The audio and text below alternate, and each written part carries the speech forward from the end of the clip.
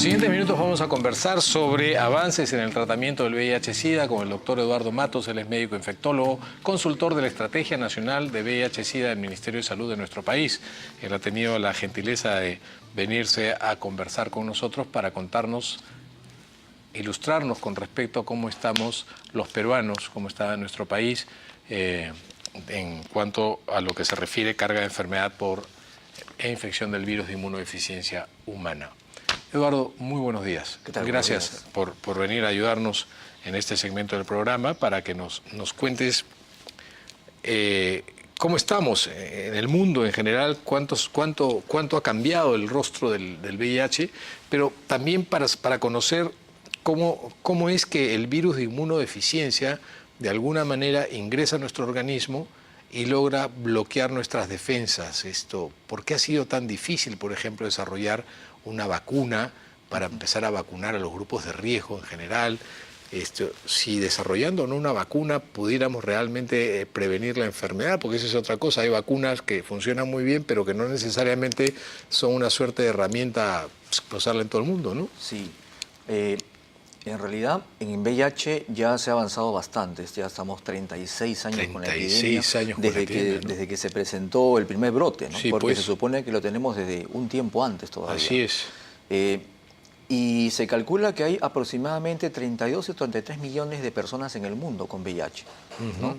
Aquí en el Perú se calcula... O sea, toda la población peruana claro, infectados en el mundo, ¿no? Todo el Perú en VIH desperdigados en todo el mundo. Increíble, ¿no? Y el tema está que en el Perú tenemos más o menos 100.000 personas con VIH, viviendo con VIH.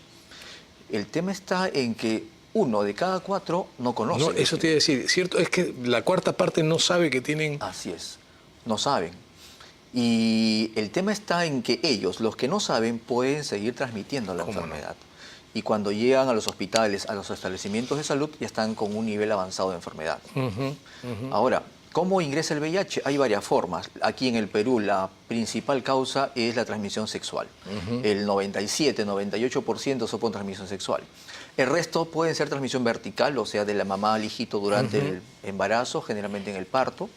Y un pequeño porcentaje por pinchazos, accidentes con material punzocortante. Es un pequeño porcentaje. Esa fue una pregunta que se nos quedó en el tintero cuando hablábamos con el doctor Bobadilla, ¿no? Un cirujano que está operando a un paciente que está infectado y accidentalmente se pincha. ¿Qué probabilidades tendría de contagiarse como consecuencia de esto?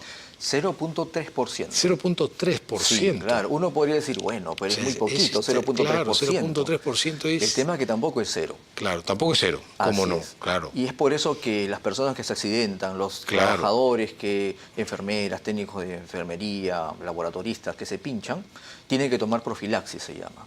Entonces toman los medicamentos antirretrovirales y si lo toman en el tiempo adecuado se produce una disminución de 81% más o menos en la posibilidad de contagiarse. Claro, tiene las 3/10 partes de infectarse. Ahora, ¿qué se debería hacer, por ejemplo, en este caso, cuando tienes un accidente? Ya hay protocolos, ¿no es cierto? Sí. En donde se puede intervenir de manera rapidísima y podrías neutralizar la infección. Así es. Porque cuando el virus del VIH entra, ya sea por pinchazo, relaciones sexuales, transmisión vertical, tenemos un tiempo en el cual todavía no ha entrado los reservorios, se llama. O sea, no ha entrado para dormirse largo tiempo y despertarse y ya no salir más. Entonces tenemos más o menos unas cuantas horas para intervenirlo. Es por eso que un accidente de este tipo es una emergencia médica. ¿Qué debería hacer un médico que se pincha en sala de operaciones o cualquier personal de salud que tiene un accidente de este tipo? ¿A dónde deberían ir inmediatamente? A ver, lo primero, una vez que se produce el accidente, es lavarse inmediatamente con agua y jabón. El jabón que quieran, es lógicamente mucho mejor sería con clorexidina o triclosan, que es lo que tenemos en los hospitales, pero cualquier jabón funciona bien. ¿Cómo no? O si llega a las mucosas, porque también salpica. Si te salpica sangre al ojo, agua del caño, aunque sea, lavarse y limpiar la mayor cantidad de secreciones. E inmediatamente determinar quién es el paciente fuente, o sea, de quién me he pinchado o de quién es la aguja con la cual me he hincado, para hacer una prueba lo más rápido posible. Así es. Si es que ya sabemos que el paciente es VIH positivo, tenemos que acudir rápidamente a un establecimiento de salud y ahí pedir la atención, ya sea en infectología o en emergencia del hospital, si es que es un momento en el cual no hay infectólogos. Y ahí se puede dar profilaxis. La profilaxis es gratuita. El Ministerio de Salud la da gratuitamente. Le a hacen todos una los evaluación infectados. al médico también, ¿no es cierto? Le hacen una evaluación. Claro. Le hacen unas pruebas previas. Que supuestamente deberían salir negativas. Claro, es para demostrar que no tenía nada. Correcto. De antes. Pues sale positivo es porque se infectó en otro Claro, contexto. y ya no le echa la culpa al pinchazo. ¿Cómo no? Sí. ¿Cómo no? Y después se le hace un seguimiento. A los Se 6 le da semanas. tratamiento antirretroviral Así en es. ese momento. En se ese inicia. momento y durante todo un mes. Ajá. Y luego se le toma unas pruebas Así para es. ver si ha seroconvertido, le decimos. Correcto. Si en un mes salen negativas las pruebas Es una buena señal, pero todavía no está de alta. y se mantiene el tratamiento. Solamente un mes el tratamiento. Ok. Y luego se repiten las pruebas a los 3 meses y a los 6 meses, según la norma del Ministerio de Salud. Ya. Y si hasta los 6 meses está todo negativo, alta. Sí, Nos perfecto. olvidamos del asunto. Ya. Así es. Si estuviese positivo ya tendría que entrar al programa Si está y positivo, recibir su tratamiento. entra al programa, que también el tratamiento es gratuito. Pero es importante este alcance porque mucha gente no lo tiene muy claro. De la misma manera, tú puedes tener un encuentro sexual fugaz en una noche de copas y al día siguiente te enteraste que o sospechaste Que la pareja, de ¿no? esta persona estaba infectada. Sí. Y tendrías que proceder de la misma manera. Ese es un accidente no ocupacional. No se llama. ocupacional. Así es. No ocupacional. Que también se atiende en los establecimientos de salud. Sí. Ahora, han cambiado muchas cosas con respecto a la infección por VIH y al SIDA. Explica, por favor, para afianzar el concepto, ¿qué cosa es tener infección por VIH y qué cosa es tener SIDA? Ok. VIH es el virus que ingresa, el virus de la inmunodeficiencia humana, y ya tenemos la condición de seropositivos, así se llama. O sea, estamos infectados. Estamos infectados, puede que no tengamos ningún síntoma, o puede que sí tengamos algunas cositas, pero llega un momento en el cual unas células que justamente el virus ataca, que se llaman CD4, que son los directores de orquesta de nuestro sistema inmune, empiezan a decaer porque el virus las empieza a destruir. En ese momento, cuando tenemos muy poco CD4, se empieza el último estadio, que es justamente el estadio SIDA, que es el síndrome de inmunodeficiencia adquirida, en el cual el paciente ya no se defiende de las infecciones. Es una puerta abierta para que entren bacterias, virus, hongos y empiecen a atacarlo. Ahí cualquier microbio, por inocente que sea, podría producir una enfermedad importante en el paciente. Así es. Por ejemplo, todos nosotros entramos en contacto todos los días con un honguito que se llama criptococo. Lo Así es. olemos y no nos pasa nada. Pero no nos pasa nada. Así es. Pero cuando tenemos menos de 200 CD4, ese hongo se vuelve muy virulento y nos puede dar meningitis y muchas cosas. Sí. Aspecto importante ese. Ahora bien, han cambiado también las formas del diagnóstico, ¿no? Sí. Las pruebas han cambiado, Sí. se han abaratado los costos y ahora hay pruebas que te dan resultados mucho más confiables en menos tiempo. ¿Cuánto tiempo tenemos desde que nos infectamos hasta que las pruebas salen positivas con las nuevas generaciones de pruebas? Sí, cuando recién empezó esto del VIH, había unos ELISAs, que es ensayo de inmunosorvencia se llaman, que eran de primera generación y eran muy toscos, muy burdos, y uno tenía que esperar muchos meses para ver si es positivo, porque detectaban cuando había ya gran cantidad de anticuerpos. Ahora ya tenemos, como bien dijo el doctor Bobadilla, ELISAs de cuarta generación, cuyo periodo de ventana es entre 16 y 20 días. Entonces, entre 16 y 20 días después de un contacto sexual, de un pinchazo o de algún factor de riesgo, yo ya podría saber con más o menos un rango de 98.2% de que ya estoy infectado. Para tener una mayor certeza, podría repetírmelo a las 6 semanas. ¿Cómo no? Y para estar cerciorándome. Pero de cuarta generación tiene un periodo de ventana muy cortito. Y los costos se han abaratado, ¿no? Sí, un ELISA de cuarta generación, por lo menos en el hospital donde yo laboro, que es un hospital del Ministerio de Salud, deben estar entre 25 a 30 soles. Otro avance en el tratamiento, Eduardo, es el costo de los medicamentos, ¿no? Sí. Cuando recién apareció la epidemia en la década de los 80, recuerdo que asistí a una charla que daba un médico que venía de Estados Unidos, un internista, a hablar sobre esto en la maternidad de Lima. Te estoy hablando del año 82. Y allí decía este doctor una cosa que se me quedó grabada y sí me pareció alucinante, que cada paciente en aquel entonces costaba $70.000 por año, en tratamientos que además no te garantizaba nada. Así es. ¿Cuánto puede costar al Estado peruano, a un país como el nuestro, ¿no?, el tratamiento completo, bien conducido, porque además es de por vida, ¿no es cierto?, Así es. de cada paciente con VIH? ¿A cuánto hemos llegado a tener? Sí, al inicio era muy caro. Ahora, un tratamiento estándar, en la primera elección, por ejemplo, podría costar entre $30 más o menos por mes. Por mes. ¿No? Sí. Qué bárbaro, ¿no? Ha bajado Claro. cantidad. Son $400 por año cada paciente aproximadamente. Eso es más o menos. Y hay otros que podrían costar menos incluso cuando ya... Tenemos en línea, Pamela, me había olvidado la llamada. Tenemos una llamada, luego tenemos que seguir conversando acerca de los medicamentos y también cómo hemos avanzado en los esquemas, cómo se han ido desarrollando los nuevos tratamientos. Pamela, muy buenos días, gracias por llamar al programa. ¿Cuál es tu pregunta, por favor? ¿Qué tal, doctor? Buenos días. Buenos días. ¿Me hacer la consulta ya que está con una persona del Ministerio de Salud? Sí. Te escuchamos. Por ejemplo, mi pareja es positiva, yo soy negativa. Nosotros hemos tenido todas las precauciones debidas desde el tema de la enfermedad. Tuvimos un percance, tuvimos relaciones con el preservativo, a mí se me queda adentro, entonces yo voy inmediatamente a emergencia a la Revalgiati para que me den la profilaxis y me dijeron que no era posible, que no me la podían dar. Entonces, yo me quedé en el aire, ¿no? O sea, a mí me tienen que dar el auxilio, como si se podría decir, ¿no? En primera instancia. No me la dieron, tuve que esperar, me fui a un doctor particular que me dijo que tomara una cierta pastilla que me mandaron a vía libre, pero en fin, me dejaron en el aire. Nunca tuve una respuesta, nunca tuve una ayuda al momento, porque si bien es cierto que todos los cuidados que debo tener, no me pudieron ayudar. O sea, tú tuviste una exposición al VIH, fuiste a un establecimiento del ministerio a pedir asistencia y te dijeron que no te podían dar el tratamiento profiláctico y tuviste que ir a vía libre, me parece, terminaste ahí, ¿no? Exactamente. ¿Y eso dónde fue? ¿En qué establecimiento fue? En el Revalgiati, fui a Revalgiati. Ya, eso es de salud, no es establecimiento del ministerio. Pero es está igual, normado es público. Ya, Pamela. ¿Alguna otra cosa adicional que quieras preguntarle al doctor Matos? No, solamente, o sea, que si bien es cierto que uno, si sabe bien el tema de la enfermedad, sabe llevar los procesos, yo creo que todo establecimiento, sea de salud o ministerio público, podría Correcto. atendernos, ¿no?, de la forma correcta. Correcto, perfecto. Estoy totalmente de acuerdo contigo, Pamela. Muchísimas gracias. Un beso para ti. Sí.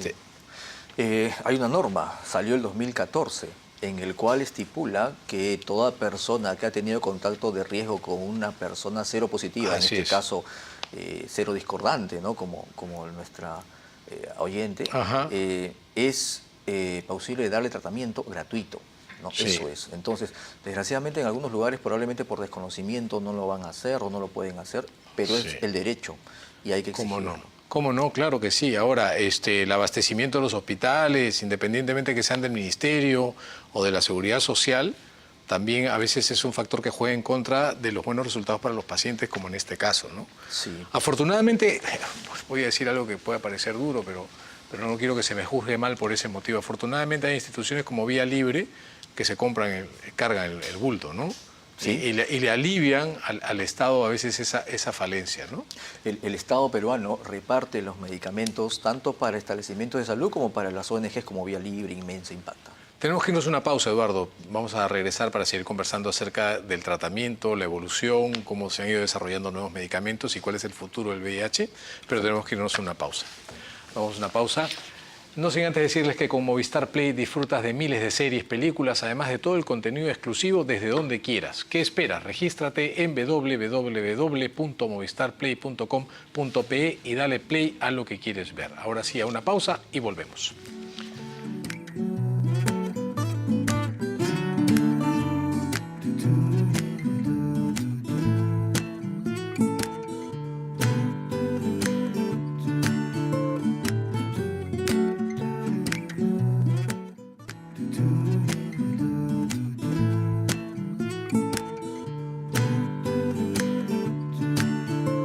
Continuando la entrevista con el doctor Eduardo Matos, médico infectólogo, consultor de la Estrategia Nacional para VIH-Sida del Ministerio de Salud, estamos hablando acerca de los avances en el tratamiento con el VIH-Sida.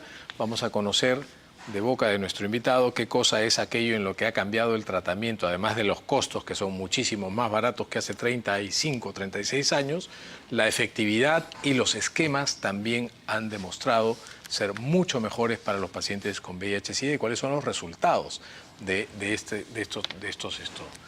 cumplimiento y de la adherencia a este tratamiento. Eduardo, cuando recién aparece la epidemia en los años 80, Yo recuerdo la aparición de la ribavirina, ¿no? Claro. El primer antiviral, o sea que las acciones de ese laboratorio subieron 250 veces de un día para otro el día en que sacaron la ribavirina al mercado para el tratamiento con VIH. Ajá. Creo que subieron de $1 a $200, no me acuerdo. Y era carísimo. Sí, Y había solamente una medicación. así es. Ahora, ¿cuántos medicamentos se utilizan para tratar el VIH-Sida? ¿Y en qué grupos se aplican los esquemas y cómo desarrollaron esquemas?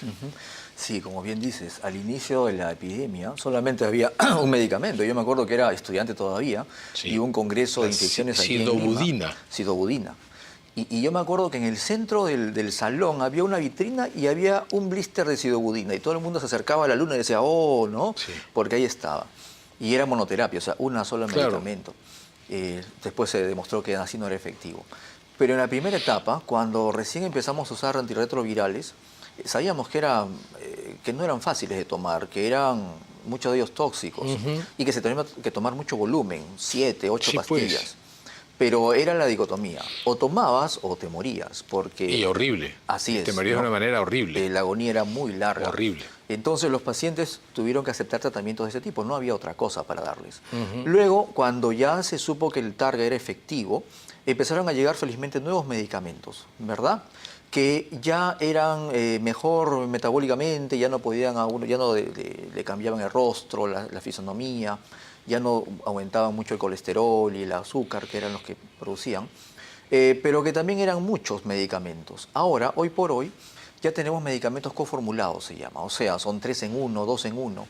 Y si antes una persona en los 90 tenía que tomar 8 o 9 pastillas, ahora la mayoría de las veces puede tomar una solamente y están los 3 medicamentos ahí puestos. Y con una eficacia mucho mayor todavía, ya sin muchos efectos secundarios, con una eficacia más del 98%, pero tú lo has dicho, si es que se toman adecuadamente, Eso te iba a preguntar. Sí. El VIH-Sida no se cura, no se cura. pero sí se ha logrado que con una buena adherencia, es decir, un buen cumplimiento al tratamiento, ¿no? Tu enfermedad pase hasta desapercibida, inclusive para los métodos diagnósticos modernos, ¿no? Así es. Entonces, por ejemplo, si uno le pregunta a un diabético, de 100 pastillas que te dan, ¿cuántas tomas? Te va a decir 40 tomo. Y esto. Porque sí, porque cuando me siento mal tomo. Claro. O si uno le dice a un hipertenso, ¿cuántas pastillas tomas de 100? 60 tomo. Bueno, si uno hace eso con el Targa, la terapia para el VIH, uno va mal. Hay Claro. resistencias o la enfermedad sigue. Tiene que haber una adherencia de más del 95-98%. Pero, como tú bien has dicho, uno puede llevar una vida muy, muy buena, de buena calidad, si es que es adherente.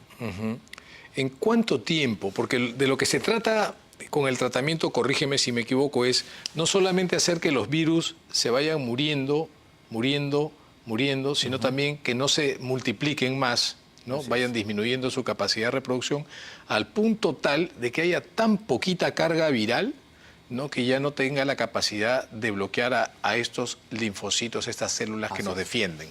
Y consecuentemente a esto, cuando controlas el crecimiento y matas virus, ¿no? Estas células se multiplican y tenemos más volumen de células circulando y se mantenga la inmunidad deseada. Eso Así es lo es. que persigue el tratamiento. Sí, disminuir el volumen de virus, como bien ha dicho, le llamamos carga viral nosotros, Así a es. niveles tan bajitos que ya la máquina no los No detecta. lo detecta. Se llama indetectable. Así es. Cuando le decimos al paciente, estás indetectable, significa que ha sido un éxito terapéutico. Correcto. Y tus glóbulos blancos, tus linfocitos CD4, Ajá. tendrían que estar también en un nivel importante. Sí, Los se usan van con- recuperando. ¿no? Se van recuperando. Uno puede empezar con 200, 150. Lo normal es de 500 a 1000, más o menos. Y va recuperando poco a poco. Y significa que también la inmunidad del paciente va recuperando. ¿Por qué se hizo tan difícil tratar el VIH-Sida? ¿Por qué? ¿Qué cosa tiene el virus que no tenga otros virus? ¿No? ¿Qué cosa tiene el virus que nuestro sistema inmunológico, si bien es cierto se daña, no te deje pues una cantidad de anticuerpos que te logre proteger en el tiempo? ¿Por qué es tan difícil desarrollar una vacuna? Este virus es nuevo para el ser humano. No Sí, tiene pues. más de 500 años con nosotros. Y eso en la evolución humana es muy poquito Es tiempo. poquito. Hay otros virus que están millones de Así años es. y nosotros ya hemos adaptado una respuesta muy adecuada. El virus es nuevo y cuando se replica en el ser humano se equivoca mucho justamente por eso. Se equivoca mucho y entonces presenta, cada día cambia de rostro, ¿verdad? Sí, pues. Y nosotros le decimos que cambia de antígeno. Sí. Y es por eso que cuando el cuerpo humano le hace anticuerpos, o sea, le hace una defensa contra esto, al día siguiente se le presenta otro y otro. Y entonces nunca puede eliminarlo. Y es por eso que también es muy difícil hacer una vacuna. Porque una vacuna es para un virus que ya está estable, que no muta tanto. Así es. Claro, tiene que haber Sí, una similitud entre lo que yo estoy haciendo y lo que voy a encontrar. Y lo que voy a encontrar. Pero si cada día te cambia de rostro, ese es un problema para hacer una vacuna efectiva. Pero aún así se están ensayando algunas. Aún así, y hay algunas vacunas que nos están haciendo emocionar mucho, pero todavía va a pasar un tiempito hasta que estén comercialmente disponibles. ¿Es posible que haya algunos pacientes cuyos virus sean resistentes al tratamiento, como pasa con las bacterias y los antibióticos, por ejemplo? Sí, cuando el virus ha mutado mucho y por ahí tiene suerte y expresa una situación en la cual el medicamento que le estamos dando no es efectivo, se presenta la resistencia. Y entonces ya tenemos pacientes que son resistentes al tratamiento, en el cual tenemos que ensayar otros fármacos, tenemos que ensayar otros esquemas, y en algunos momentos eso es muy difícil porque a veces se agotan, pero siempre hay algo que les podamos dar. Ahora, ¿cuál es el esquema para un paciente? ¿Cuándo te das cuenta que un paciente no está respondiendo al tratamiento y planteas la posibilidad de que hay una resistencia al antirretroviral y requieres de un antirretroviral distinto, que evidentemente debe ser más caro también? Sí. ¿No? Por ejemplo, el famoso... Atazanavir. El atazanavir famoso que, no sé, ha generado polémicas en espacios políticos, cuando esto debería ser un debate básicamente científico. Sí. Cuando uno empieza el tratamiento, por ejemplo, hoy le empiezo a un paciente con VIH y le doy el esquema específico, yo espero que en 4 a 6 meses ya esté indetectable. Ok. Entonces, yo le pido ahora su carga viral y te digo, hoy día empiezas y tienes una carga viral bien alta. Entonces, en 4 meses o en 6 meses, que es donde le saco el control, tiene que estar indetectable. Si yo no lo encuentro indetectable, puede ser que el esquema que le he iniciado no sea para él y tengo que cambiarlo. O que no se esté cuidando también, que no esté comiendo más sano, durmiendo mejor, no tomando licor. Porque eso también cuenta, creo yo. Los medicamentos hacen gran parte del trabajo, pero también uno tiene que ayudar. Claro. Tiene que tener una dieta adecuada, no interaccionar otros fármacos, no tomar alcohol porque el hígado, que es por donde pasan todos los medicamentos, tiene que estar adecuadamente sano y todo lo demás. Cuando tú ves que en 4 o 6 meses no respondió, ahí utilizas otro medicamento. Hay que hacerle un examen que se llama genotipificación. Es decir, agarro el virus, lo desmembro y veo cuáles son los fármacos que tengo que dar. Correcto. Eso es. Y de ahí individualizas el tratamiento, Así que es. eso cuesta muchísimo más. Eso es mucho más caro. ¿Qué porcentaje de pacientes con VIH tenemos en el Perú ahorita? Con resistencia. No, VIH en total, ¿cuántos habrá en el Perú? 100.000 dijiste, ¿no? 100.000 más o menos. ¿Cuántos de esos están en fase SIDA? Ellos han empezado más o menos el 30-40% en fase SIDA. ¡Wow! Sí. ¿Y cuántos de estos son resistentes al tratamiento? Felizmente muy pocos todavía. Más o menos. Serán 2.000. En todo el país, no, menos 1.500 a 1.000 más o menos. 1.500. Que son generalmente, uno ve cuál es el factor común en todos ellos, que han sido malos adherentes. Claro, ¿no? que no han cumplido con el tratamiento. Claro, sí. Eduardo, el tiempo es tirano, pero te agradezco muchísimo. Ha sido sumamente provechosa tu presencia en el programa el día de hoy. Muchísimas gracias por habernos ayudado a entender los avances en el complejo mundo de un virus tan raro como el VIH. Gracias. Yo quería terminar con sí. una orientación para todo el público. Por favor. Peor que tener VIH es no saberlo. Es no saberlo. ¿No? Porque cuando uno tiene, ya sabemos qué hacer, sabemos que tiene que recibir atención, terapia, y si sigue todo bien, la evolución va a ser muy buena. Pero cuando la persona no lo sabe, llega muy avanzada la enfermedad y es mucho más difícil. Así que invito a todo el mundo a que se haga una prueba. Por favor. De todas maneras. Muchísimas una prueba gracias por rápida, eso. un ELISA, algo que se pueda hacer. Muchísimas gracias, Eduardo. Ha sido el doctor Eduardo Matos, médico infectólogo, consultor del Ministerio para la Estrategia Nacional de VIH-Sida, hablando sobre avances en el tratamiento del VIH. Nos vamos a una pausa y venimos con lo último del consultorio de la Buena Vida.